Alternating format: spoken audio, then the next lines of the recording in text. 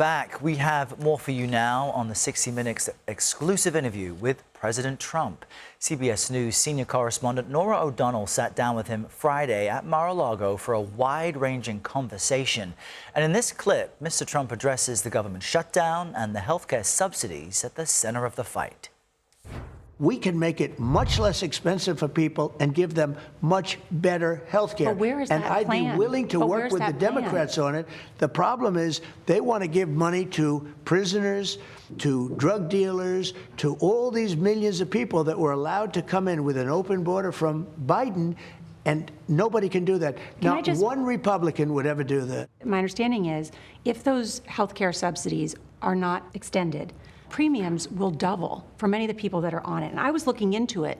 3/4 of these people will see their health care premiums double. Live in states where you won in the last election. I mean, even here in Florida has the highest number of residents on Obamacare in the country. And I'm saying we can fix it, Norah. You have helped end these government shutdowns in the past when they came about, and you did it by bringing I'm very good at it, but I'm not going to do it by extortion. I'm not going to do it by being extorted by the Democrats who have lost their way.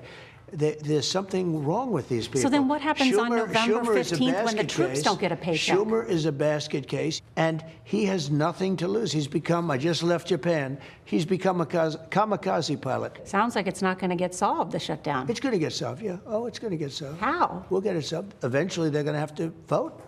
You're saying the Democrats will capitulate? I think they have to. And if they don't vote, that's their problem. Now, I happen to agree with something else. I think we should do the nuclear option. This is a totally different nuclear, by the way. It's called ending the filibuster. And Norah O'Donnell joins us now from our Washington bureau. Norah, good morning. That was a fascinating exchange with the president on so many important details. Let's drill down on the shutdown specifically, because right there at the end, Mr. Trump did not seem concerned about abolishing the filibuster and that potentially backfiring if Democrats were to come into power. Tell us more about that. That's right, Errol. I mean, on that idea of abolishing the filibuster, the president said specifically, the Republicans have to get tougher. If we end the filibuster, we can do exactly what we want.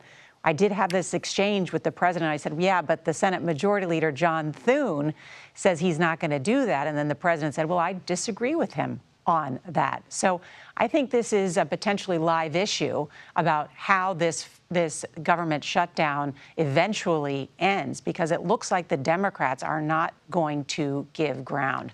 I think it's an important issue to talk about, which is what I really tried to get to in this interview, too, is what's at the heart of this fight. And at the heart of this fight is the issue of health care.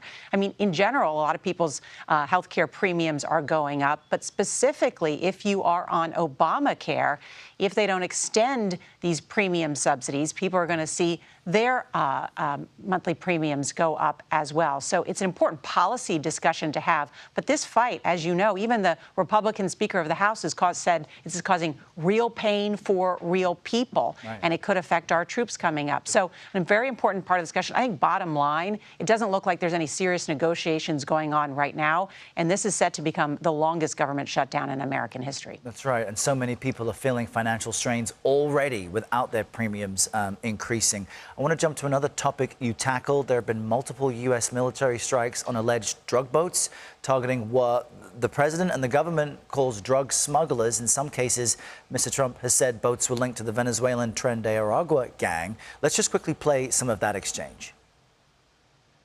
Are we going to war against Venezuela? I doubt it. I don't think so. But they've been treating us very badly, not only on drugs.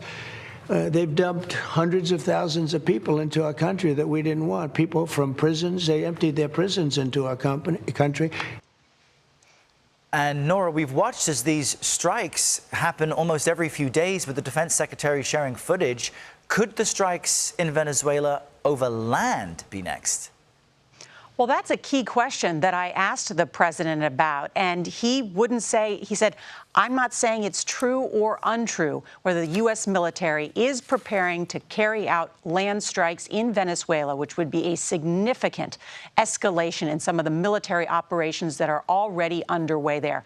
The reason that's a question is because what is this large military buildup in the Caribbean all about? Are the largest U.S. aircraft carrier in the world, the Gerald Ford. It is on its way there. You have F-35 fighter jets, roughly 10,000 U.S. service members, multiple warships in the Caribbean, and then, as you have seen, these boats that are being blown up, which the president says has drug smugglers on them. He says that they could kill tens and tens of thousands of people. So what is the end goal? I said, is this about going after drug smugglers, or is this about getting rid of President Maduro? He said in our interview that he believes President Maduro's days are numbered.